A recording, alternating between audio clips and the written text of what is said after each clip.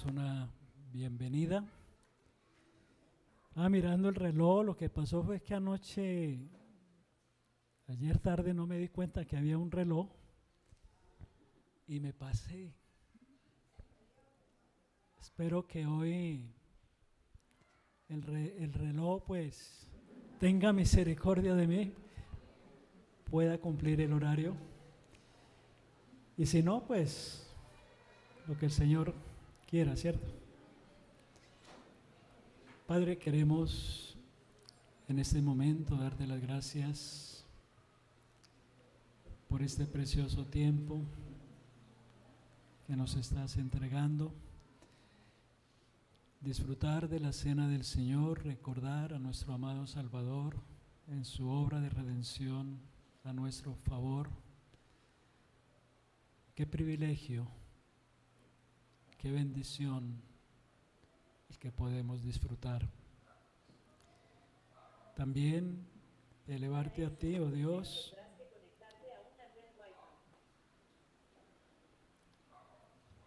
también, Señor, poder disfrutar de este tiempo de alabanza, y ahora nos disponemos a abrir tu palabra, y es nuestra oración que tú seas hablándonos a nosotros, que no sea yo, que tú, Señor, seas ministrando por el Espíritu nuestros corazones de acuerdo a nuestras necesidades.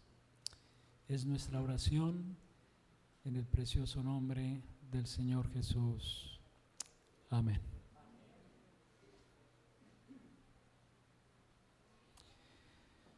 Bien, el mensaje hoy lo he titulado La importancia de tener convicciones hoy. La importancia de tener convicciones hoy. Y es que no cabe duda que nos ha correspondido vivir en el tiempo postrero. ¿Creen ustedes eso? Nos ha correspondido vivir el último tiempo que antecede a la segunda venida de nuestro Señor Jesucristo. La Escritura nos instruye y nos advierte sobre lo que caracterizaría ese tiempo. De ahí la importancia y la necesidad de tener convicciones firmes. Vamos a ir a la primera carta del apóstol Pablo a Timoteo,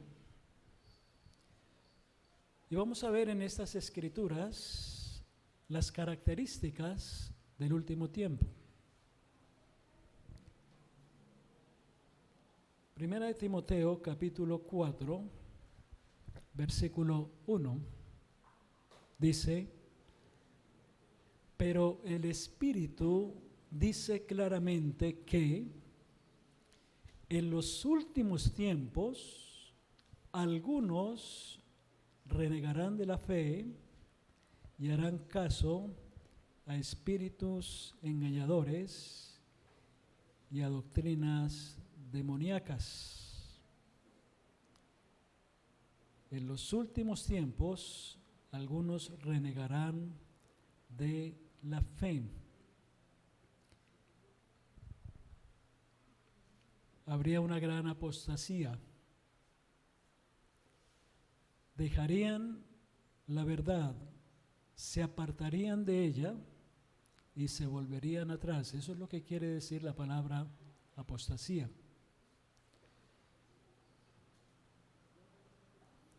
Segunda carta, capítulo 3 de Timoteo,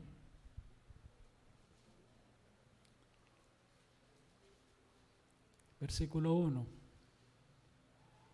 También debes saber esto, saber que en los últimos tiempos vendrán momentos difíciles, dice esta versión. Yo tengo una versión que es la del 2020. Es una versión actualizada en el lenguaje, pero nos ayuda a entender mejor, ¿cierto? ¿Cómo dice ahí en la versión 60? También debes saber esto, en los postreros días vendrán tiempos peligrosos. Tiempos peligrosos. ¿Y cómo son los tiempos que estamos viviendo? O el tiempo que estamos viviendo. Habla de una descomposición moral y social, según el contexto. No lo vamos a leer por causa del tiempo, pero ustedes lo pueden leer en casa, porque la Escritura explica en qué consiste esos tiempos peligrosos. Capítulo 4, verso 3. Pues vendrá tiempo cuando no soportarán la sana doctrina, sino que por su ansia de oír se buscarán maestros conforme a sus propias pasiones. Ahí dice, sino que teniendo comezón de oír, se amontonarán maestros conforme a sus propias concupiscencias. Falsos maestros y dice ahí ese texto que vendrá tiempo cuando no soportarán la sana doctrina, sino que por su ansia de oír se buscarán maestros conforme a sus propias pasiones. Falsos maestros que hoy en día están utilizando muchas fábulas que habla de falsas filosofías, mitos, leyendas, y me atrevo a decir también testimonios que no corresponden a la verdad, testimonios que muchas veces se le atribuyen al Espíritu Santo y a Dios, donde ni el Espíritu Santo ni Dios están ahí, sino es la sugestión del hombre. Y hoy en día en las iglesias se mueve mucho en función de eso, y es un peligro tremendo. Hoy vemos un sincretismo religioso. La palabra sincretismo quiere decir mezcla de creencias en las que se mueve la gente. Diversidad de pensamientos, diversidad de criterios, diversidad de doctrinas, diversidad de creencias. Eso es lo que está caracterizando nuestro tiempo. Hoy, con tristeza, vemos hermanos abandonando la sana doctrina y abandonando las iglesias de sana doctrina. No se sorprende, hermanos, de años recibiendo buena doctrina y hoy confundidos se están dejando arrastrar, se están dejando cautivar por cantidad de doctrinas nuevas que están saliendo, movimientos que están causando un gran daño en la vida de los cristianos y en la vida de la iglesia. Vamos a ver 4 cosas que son importantes y que debemos tener en cuenta en cuanto al estudio de la palabra y a la interpretación de la Biblia.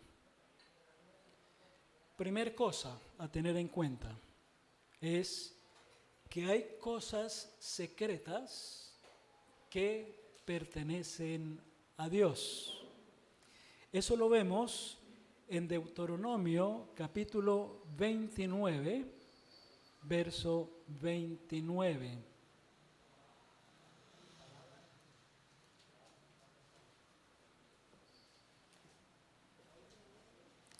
Y no debemos olvidar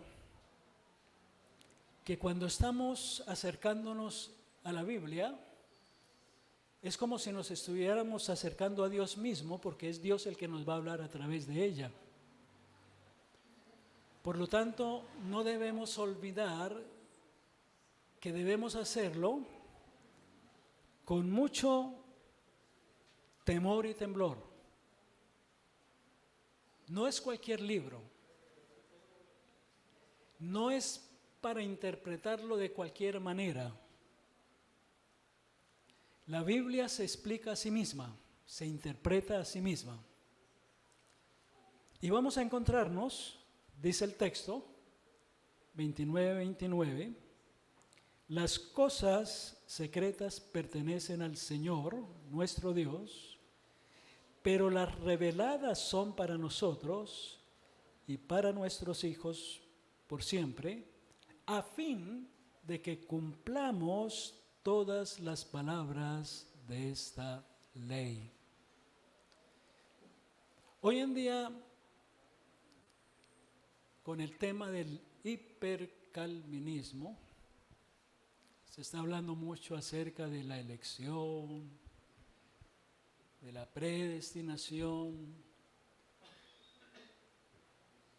Y hay que tener en cuenta, sobre todo en lo que tiene que ver con la elección, que hace parte de esas cosas secretas que le pertenecen a Dios.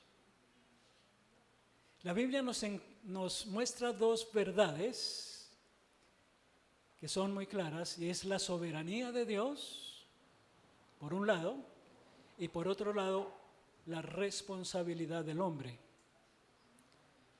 Y me cuesta entender por qué el ser humano en su orgullo, porque es orgullo, quiere meterse en terrenos que no le corresponden, porque la elección hace parte del campo de las cosas secretas que le pertenecen a Dios. Conoce el Señor a los que son suyos. Él es el único que los conoce. Eso no nos toca a nosotros conocerlo. Pero el ser humano es feliz enredando, decimos, la pita, ¿no? Generando un poco de controversia, problemas, creando nudos, complicándose la vida. Entonces, es importante que tengamos en cuenta eso, que reconozcamos que estamos ante un Dios que es eterno, ante un Dios que es infinito. ¿Y quiénes somos nosotros? Seres finitos. Y tenemos que llegar ante la presencia de Dios, ante su palabra, con esa actitud, reconociendo que estamos ante Dios. Y hay cosas que solo le pertenecen a Él. Y debemos descansar en dejárselas a Él. Mire, yo he escuchado decir, hermanos, que dicen, no, es que cuando estemos en la presencia del Señor vamos a conocer y entender todo lo que no entendemos ahora. No es cierto. Eso no lo promete la Biblia. Cuando vayamos a la presencia de Dios, Dios será siendo Dios y nosotros seguiremos siendo criaturas limitadas. Hay cosas que le pertenecen solo a Dios. Tengámoslo bien en cuenta. Una segunda cosa es que la Biblia nos habla de misterios. Hay misterios que no han sido revelados. En Romanos capítulo 11,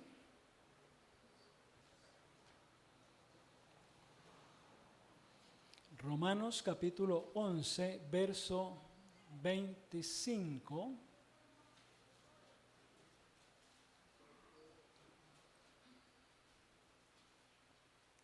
Y habla acerca de la restauración de Israel. Dice, hermanos, no quiero que ignoréis este misterio, para que no os volváis arrogantes. El endurecimiento de una parte de Israel durará hasta que haya entrado la totalidad de los gentiles. Y sigue el relato ahí del tema. Pero el punto acá es que hay misterios que nosotros no entendemos, y déjenme decirles, no nos toca entenderlos. Algunos sí, pero hay otros que no. Primera de Timoteo 3:16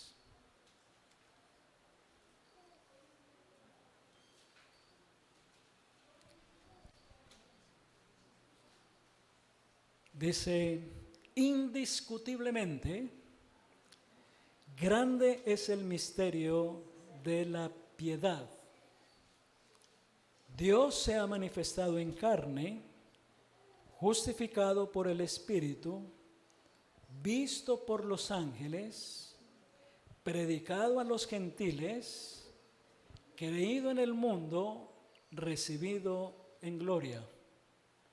Grande es el misterio de la piedad. Vaya, explique eso.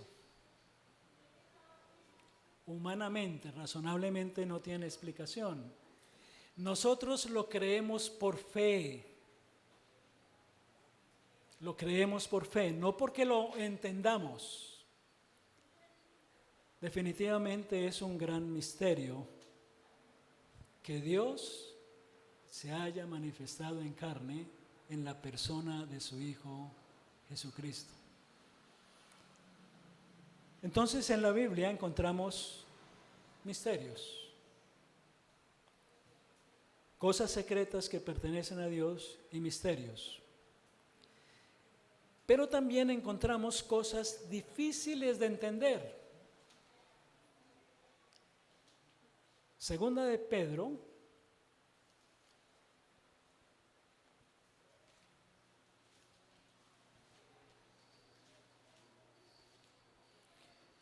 capítulo 3, verso 16.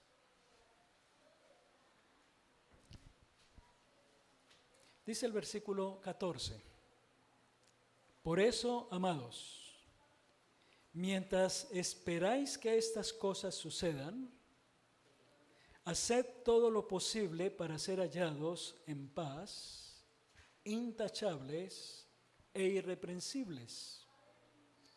Y tened en cuenta que la paciencia de nuestro Señor es para salvación.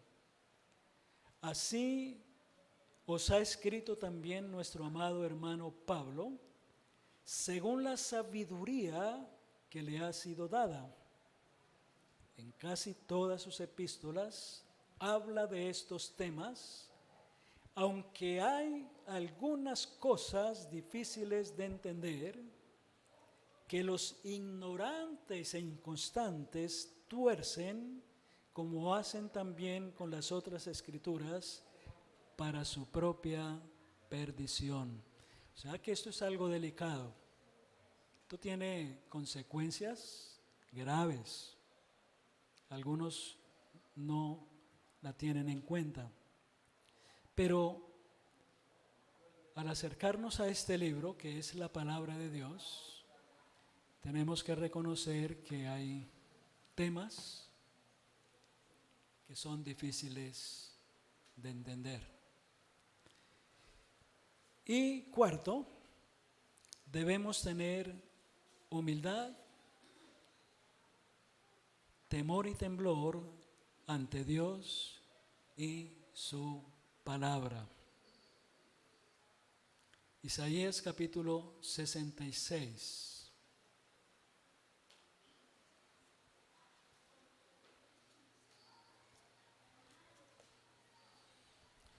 Versículos 1, 2 y 5.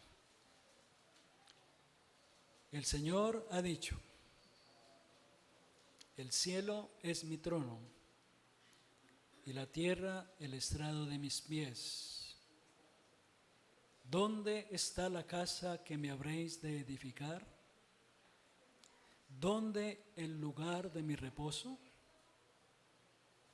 Mi mano hizo todas estas cosas. Así todas ellas llegaron a ser, dice el Señor. Pero yo miraré a aquel que es pobre y humilde de espíritu, Y versículo 5, oíd palabra del Señor, vosotros los que tembláis a mi palabra, vuestros hermanos que os aborrecen y os echan fuera por causa de mi nombre, dijeron, sea el Señor glorificado, y veamos nosotros vuestra alegría, pero ellos serán avergonzados. Da la impresión, y sospecho, que toda esa confusión, todas esas corrientes que están surgiendo ahora, que están haciendo tanto daño al cristiano y a las iglesias, son el resultado de personas que se acercan a la Biblia para razonar acerca de ella y para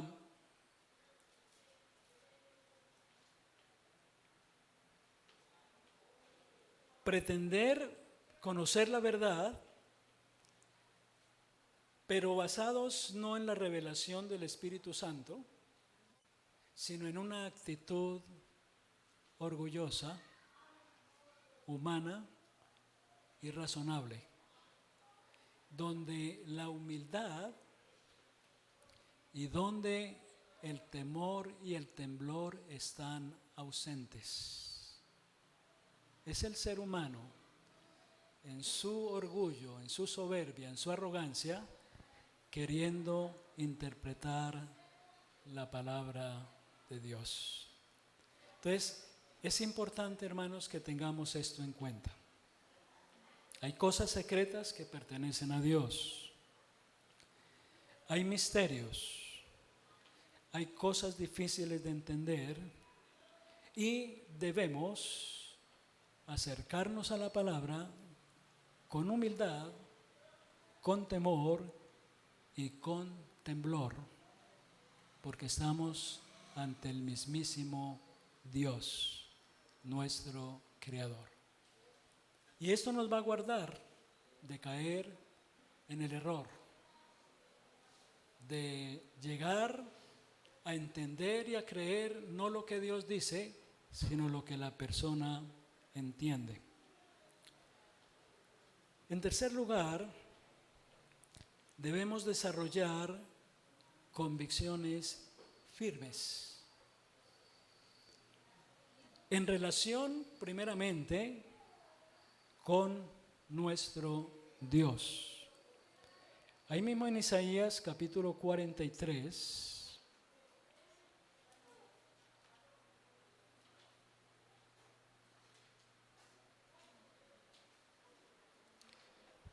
versículos 10 al 12, dice, vosotros sois mis testigos, dice el Señor, y mi siervo que yo escogí, para que me conozcáis y creáis y entendáis que yo soy. Antes de mí no fue formado Dios alguno, ni lo será después de mí. Yo soy el Señor, y fuera de mí no hay quien salve. Yo anuncié y salvé, hice oír y no hubo entre vosotros Dios ajeno. Vosotros pues sois mis testigos, dice el Señor, de que yo soy Dios. Y es bueno que nos preguntamos, bueno, ¿quién es Dios? ¿Cómo es el Dios en el cual yo he creído? He depositado mi fe verdaderamente en el Dios vivo y verdadero, en el único Dios, creador y sustentador del universo. Él es mi Dios. Eso nos va a ayudar hoy, cuando enfrentemos todas esas corrientes, todos esos vientos de doctrina, que lo único que está trayendo es confusión, engaño, error. Pero el que nosotros tengamos clara nuestra convicción de que nuestra fe está puesta en el Dios vivo y verdadero, eso de hecho ya nos va a preservar, nos va a guardar del engaño y del error. Hebreos 11:6. ¿Qué dice Hebreos 11:6? Que habla acerca de la fe. Que sin fe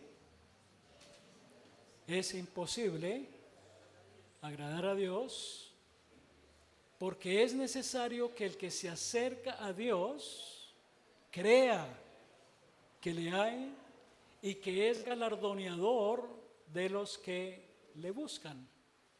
Entonces es cuestión de desarrollar una fe sincera, diáfana, clara. Pablo decía, yo sé en quién he creído. Y ante tanto viento de doctrina, uno poder decir, no, yo estoy en el lugar que debo estar, estoy en el lugar correcto, estoy en el lugar seguro, porque yo no estoy siguiendo hombres, yo no estoy siguiendo movimientos, iglesias, yo estoy siguiendo ¿es a quién? A Dios. Entonces, debemos desarrollar una convicción firme en nuestro Dios. También debemos desarrollar una convicción firme en relación con la lectura y estudio de la palabra de Dios. En 2 de Timoteo 3:16, estamos mirando textos que nos son muy conocidos, muy familiares. Dice que toda la Escritura es inspirada por Dios y útil para enseñar, para reprender, para corregir, para instruir en justicia, para que el hombre de Dios sea perfecto, perfectamente instruido para toda buena obra. Este libro es la palabra de Dios. Pablo escribía también que es palabra fiel y digna de ser creída. Aquí nosotros podemos estar seguros, podemos estar pisando terreno firme. Y el Señor nos da la oportunidad de tener la guía del Espíritu Santo de una manera personal. Es que el problema muchas veces es que terminamos dependiendo de otros, de lo que otros interpretan, de lo que otros enseñan. Hoy en día estamos encontrando ese problema en las redes. Y no podemos negar que hay buenos maestros, buenos predicadores, buenos mensajes. Pero sabe que son hombres falibles como nosotros. El único que es infalible es Dios. Por eso tenemos que ir directamente a la fuente. Y como se dice popularmente, no tragar entero. Puede ser el reverendo fulano de tal, muy reconocido y buen expositor, pero él también se puede equivocar. Por eso tenemos que manejar convicciones firmes en la palabra. Hermanos, yo les animo a no descuidar esto. Debemos tener un devocional diario, ojalá todos estemos teniendo un devocional diario con nuestro Dios. Que la primera actividad del día, que el primer encuentro que nosotros tengamos cada día sea ¿con quién? Con Dios. ¿Y cómo? Escuchándole a través de su palabra. Y déjenme decirles que Dios habla de una manera muy contundente, muy clara, a través de su palabra. Pero es una relación personal, directa. Después podemos escuchar una reflexión, un mensaje, un devocional que puede complementar, pero nunca esos devocionales, esas reflexiones, esos mensajes deben suplantar la palabra de Dios. Entonces, convicción en la palabra de Dios. Efesios, capítulo 4.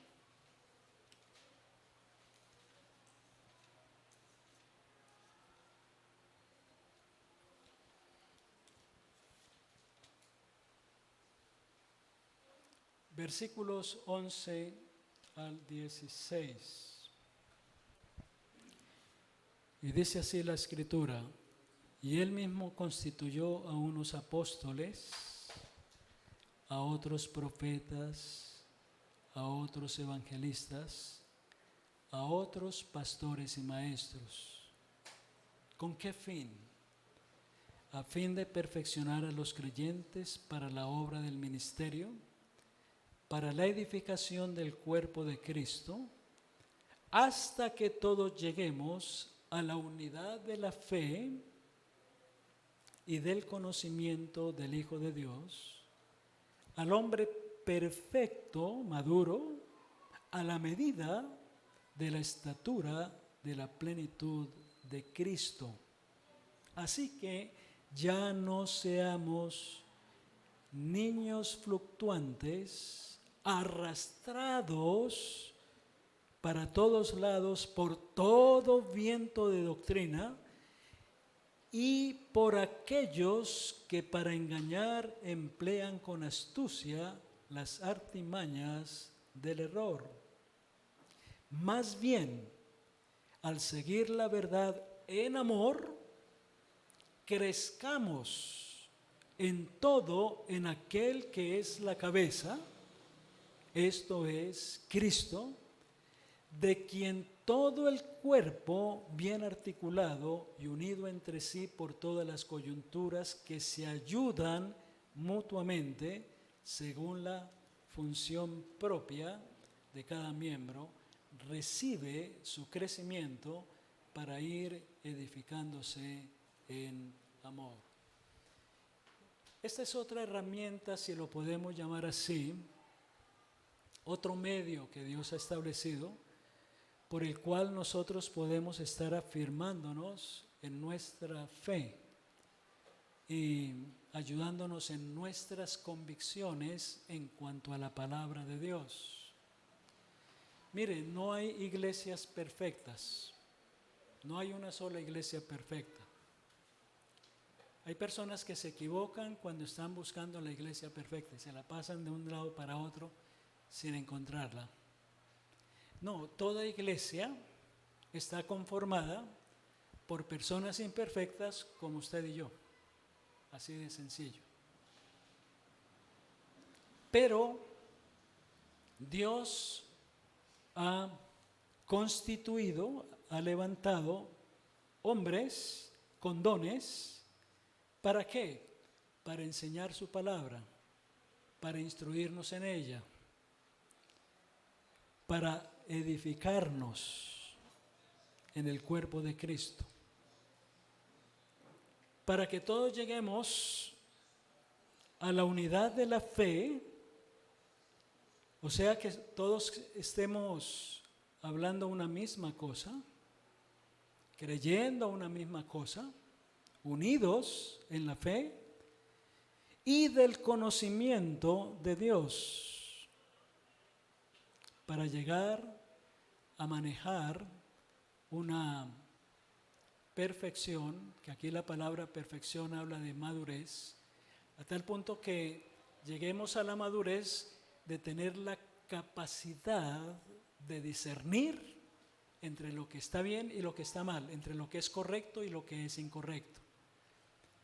Entonces podemos estar escuchando a un predicador y vamos a tener la capacidad de ir mirando hasta qué punto ese predicador está basándose, fundamentándose en la palabra de Dios, en lo que Dios dice, no en lo que él interpreta y en lo que él cree. Pero para tener esa capacidad de discernir es necesaria la madurez, y para llegar a la madurez se necesita el crecimiento, y eso solo se da en la lectura y en el estudio de la palabra de Dios personalmente, individualmente, pero también en este caso tenemos la ayuda de la iglesia local, y yo le doy gracias al Señor, porque a pesar de que no hay iglesia perfecta, dentro de esta situación que estamos viviendo, de tanta confusión, de tanto engaño, de tanta apostasía, el Señor nos ha dado la oportunidad de conocer iglesias con sana doctrina, iglesias centradas en la palabra de Dios, iglesias centradas en la persona del Señor Jesucristo, donde verdaderamente Él es la cabeza y donde es el Espíritu Santo el que está enseñando. Eso tenemos que valorarlo. Tristemente lo decía ahora, ver hermanos, hermanas de tanto tiempo que han estado ahí abandonando la sana doctrina y las iglesias de sana doctrina. Siempre me impacta el ejemplo de los creyentes de Tesalónica. Segunda de Tesalonicenses, capítulo 2, verso 13. Pablo daba gracias al Señor, pero nosotros siempre debemos dar gracias a Dios por vosotros, hermanos, amados por el Señor, de que Dios os haya escogido desde el principio para salvación mediante la santificación por el Espíritu y la fe en la verdad. Pero el texto no era ese, perdónenme.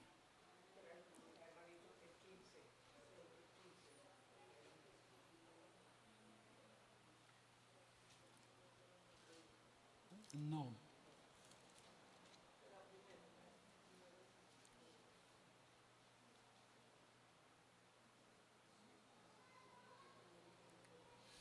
Capítulo 2 de Primera de Tesalonicenses, versículo 13.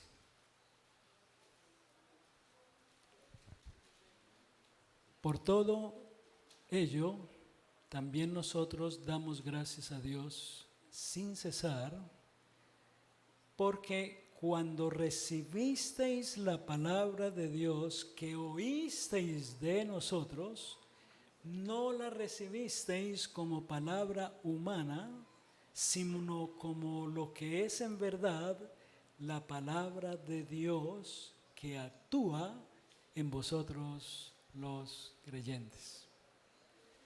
Y nosotros debemos seguir ese ejemplo, hermanos.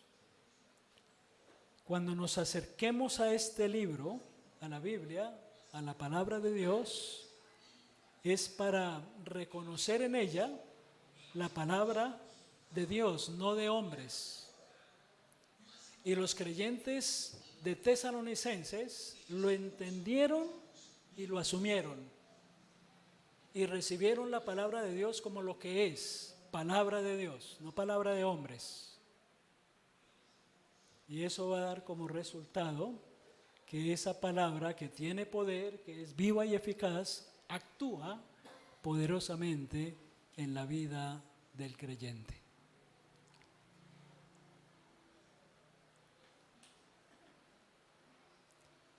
En relación también debemos desarrollar convicción firmes en relación con la oración. Santiago, capítulo 5,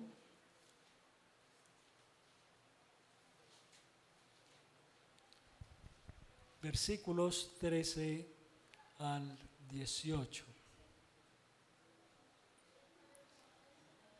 ¿Está alguno entre vosotros afligido? Que ore. ¿Está alguno alegre? Que cante alabanzas. ¿Está alguno enfermo entre vosotros? Que llame a los ancianos de la iglesia para que oren por él y lo unjan con aceite en el nombre del Señor. Y la oración de fe sanará al enfermo, y el Señor lo levantará. Y si ha cometido pecados, le serán perdonados. Confesaos vuestras ofensas unos a otros, y orad unos por otros, para que seáis sanados. La oración eficaz del justo puede mucho. Elías era hombre con debilidades semejantes a las nuestras y oró fervientemente para que no lloviera, y no llovió sobre la tierra durante 3 años y 6 meses. Y otra vez oró, y el cielo dio lluvia y la tierra produjo frutos. Hermanos, si alguno de entre vosotros se ha apartado de la verdad y alguno lo hace volver, sepa que el que haga volver de su mal camino al pecador lo salvará de la muerte y cubrirá muchísimos pecados. Pero hermanos, la oración es un recurso, es un medio que Dios nos ha entregado para que nosotros nos comuniquemos con Él.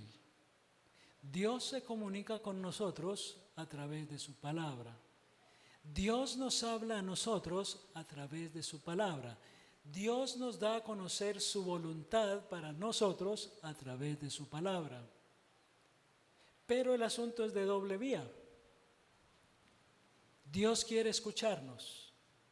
Dios quiere que nosotros nos comuniquemos con Él. ¿Cómo? A través de la oración. ¿Cuánto tiempo dedicamos nosotros a orar? Es una buena pregunta. Porque parte del problema es que un alto porcentaje de cristianos poco oran. No hay tiempo establecido, definido, para orar a Dios, para comunicarse con Dios. De hecho, según las estadísticas a nivel mundial, la reunión menos asistida, ¿cuál cree que es? No se está valorando, no se está apreciando. La oración del justo puede mucho, es eficaz. Dios responde a la oración de sus hijos. Pero tristemente, como que nos cuesta entender eso. Para nosotros se nos facilita aún leer la Biblia, aún estudiarla. Para nosotros se nos facilita estar muy activos haciendo cosas en la iglesia, en la obra de Dios. Pero ¿cómo nos cuesta sacar tiempo para orar? ¿Qué fue lo que el Señor le dijo a los discípulos allá en Getsemaní? Mientras el Señor estaba orando intensamente al Padre, ¿cómo estaban sus discípulos? Estaban foqueados, estaban durmiendo. Y no parece, pero es que orar no es algo fácil. Por lo mismo, a veces escuchamos decir, es que yo no sé orar o no sé qué orar, ¿no? ¿Por qué oro cuando hay tanto para orar? Y la carne se resiste. Por eso estamos faltando a algo tan importante en relación con la convicción de la necesidad de orar. Y es bueno que cuando regresemos a nuestra casa nos confrontemos con ello y nos preguntemos, bueno, ¿y cómo estoy yo ahí? ¿Cuánto tiempo estoy dedicando a la oración? Y un último punto en relación con las convicciones está relacionado con la fe práctica. Primero, en relación con Dios, convicción firme en Dios. Segundo, convicción firme en la lectura y estudio de la palabra, el aprecio de la palabra de Dios. Tercero, en relación con la oración. Y ahora vamos a ver ya, para ir terminando, en relación con la práctica de la fe. Y ahí en el mismo libro de Santiago, la misma carta, encontramos una porción que seguramente ya la hemos escuchado,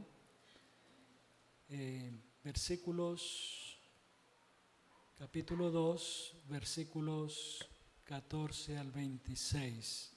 Y titula la porción, la fe sin obras está muerta. Hermanos míos, ¿de qué le sirve a uno decir que tiene fe si no tiene obras? ¿Podrá esa fe salvarlo? Pregunta. Y si un hermano o una hermana están desnudos y tienen necesidad del alimento de cada día, y alguno de vosotros le dice, id en paz, abrigaos bien y alimentaos, pero no le dais lo que su cuerpo necesita, ¿de qué le sirve eso? Así también la fe, si no tiene obras, está muerta en sí misma. Pero alguien podría decir, tú tienes fe y yo tengo obras. Muéstrame tu fe sin tus obras y yo te mostraré mi fe por medio de mis obras.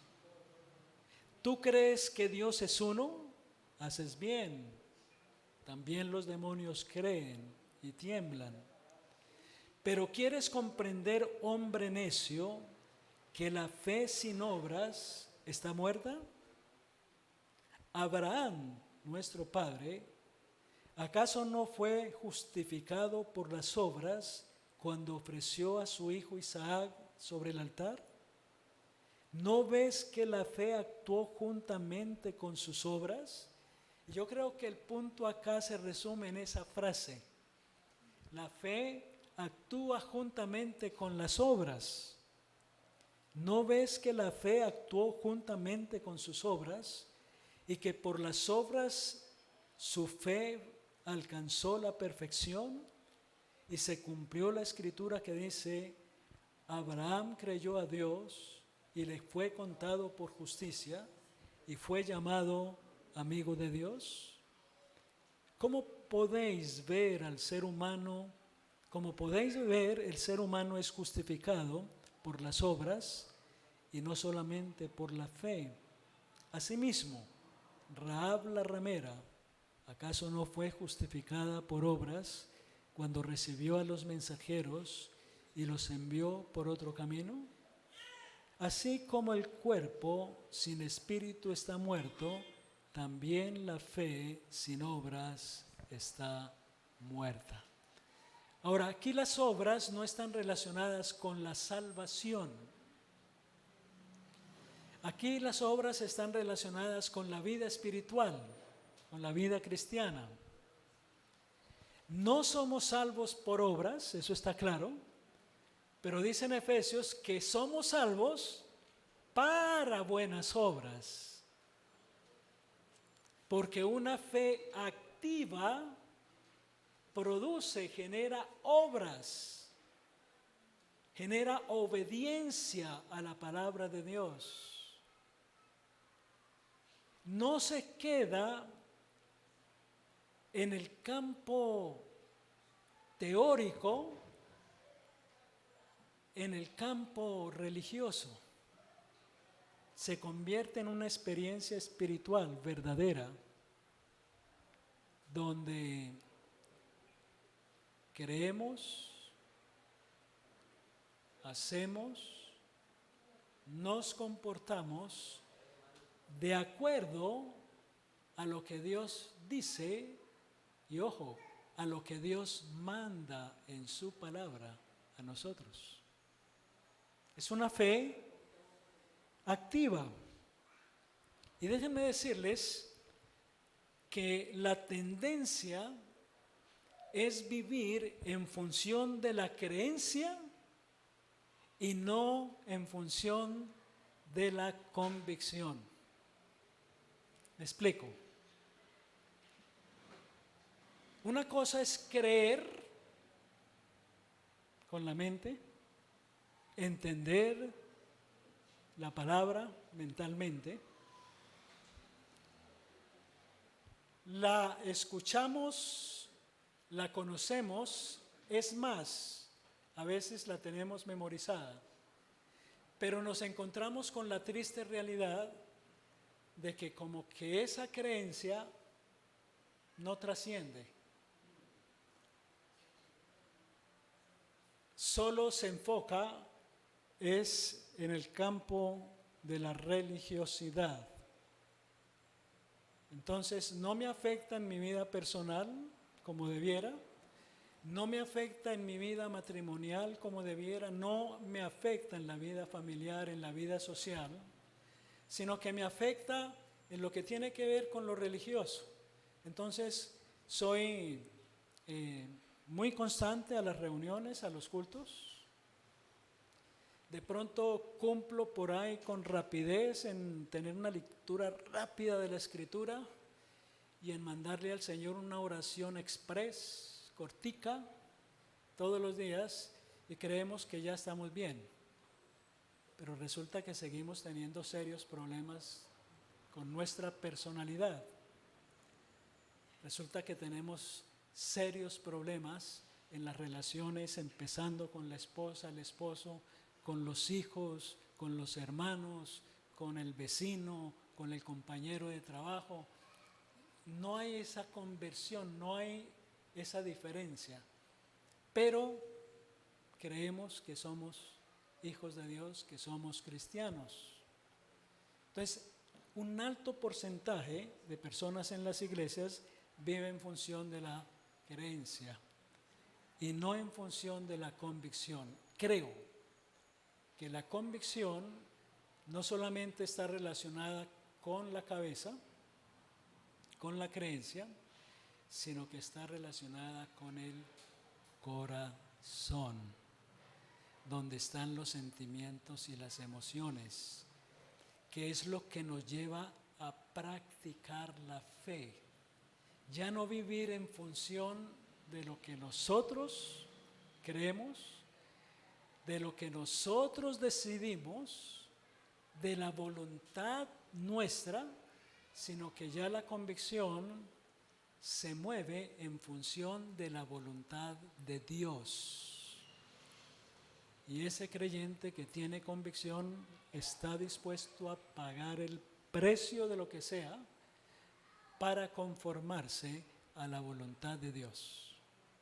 Entonces, muchos viven en función de la creencia y no pasa mayor cosa.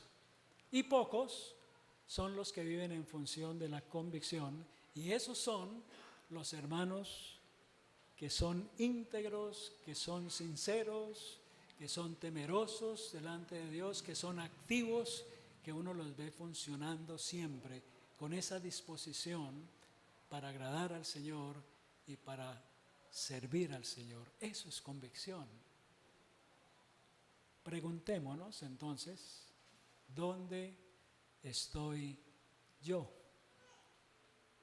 ¿Estoy tal vez inclinándome hacia la creencia o hacia la convicción? Y ya para terminar, vamos a ir a Hechos, capítulo 17.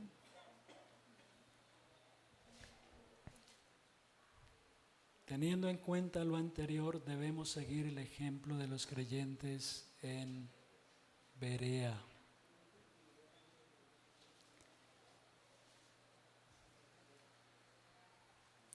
(17:10). Esa misma noche los hermanos enviaron a Pablo y a Silas a Berea. En cuanto llegaron, entraron en la sinagoga. Los judíos de Berea eran más nobles que los de Tesalónica, pues recibieron la palabra con mucha atención y todos los días, todos los días estudiaban las Escrituras para ver si era cierto lo que se les decía. ¿Qué debemos hacer entonces? Cada vez que escuchamos un mensaje, por ejemplo, el mensaje de hoy. Qué bueno que ustedes lleguen a casa, si tomaron apuntes, tomaron notas, y ustedes mismos vayan a la fuente, a la palabra de Dios, porque de pronto yo, inconscientemente, me equivoqué y dije cosas que no es lo que dice la palabra de Dios. Y eso nos puede pasar a todos. Entonces tenemos que seguir el ejemplo de estos creyentes que todo lo sopesaban, todo lo filtraban en la palabra. Pablo y Silas, podemos decir, eran dos pesos pesados en aquel entonces. Grandes maestros de la palabra de Dios, grandes expositores, sinceros. Pero no fue suficiente para los creyentes en Berea eso, porque ellos son hombres. Se iban a la casa para confrontar qué fue lo que enseñaron Pablo y Silas, a ver si se ajustaba a lo que Dios dice en su palabra. Eso lo necesitamos urgentemente hoy en día, hermanos, en estos tiempos, en este tiempo que nos ha correspondido vivir.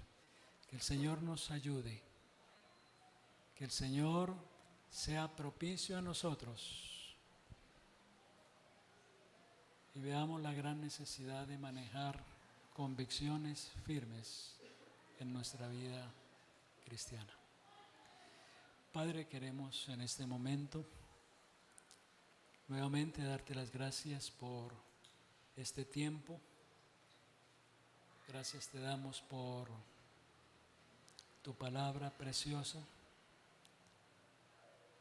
Y Padre, como veíamos en esta mañana, te pedimos que nos ayudes a ser reverentes, respetuosos, temerosos, a ser humildes cuando nos acerquemos a tu palabra para escuchar tu voz en estos tiempos de apostasía, de confusión y de engaño.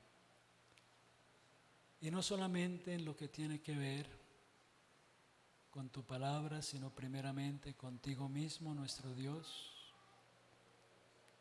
Estar claros en quién hemos creído, estar claros en quién eres tú, oh Dios, el único Dios vivo y verdadero, y que nuestra fe no vacile, sino que esté bien puesta en ti, oh Dios. También la convicción, Señor, en relación con la oración. Y Padre, reconocemos que nos cuesta, que esta carne se resiste a un campo tan especial como es el de la oración.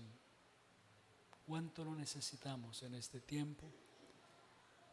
Y también en lo que tiene que ver con la práctica de la fe. Una fe viva, una fe práctica.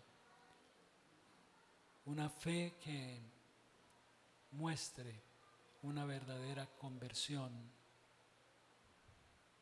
en la vida cristiana. Así pues, nuestro Dios, gracias te damos por tu palabra y queremos pedir tu bendición en esto que hemos considerado en esta mañana.